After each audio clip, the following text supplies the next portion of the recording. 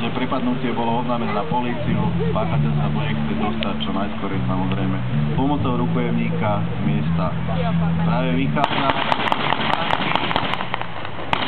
nevie, koľko policajtov je v okolí.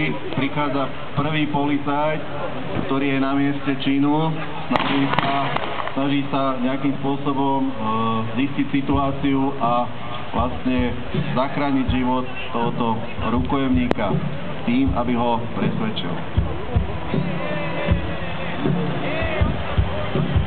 Takže prebieha vyjednávanie, čo znamená, páchateľ si kladie nejaké podmienky.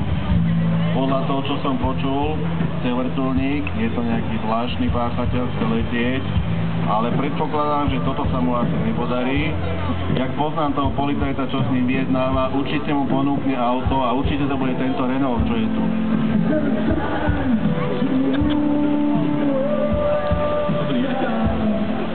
Takže policajt volá, spája sa s operačným strediskom. Následne je vyslané auto, ktorým by sa páchateľ mohol potom neskôršie odobrať na miesto svojho úniku. Keby som bol páchateľ, asi by som sa s takýmto autom neuspokojil.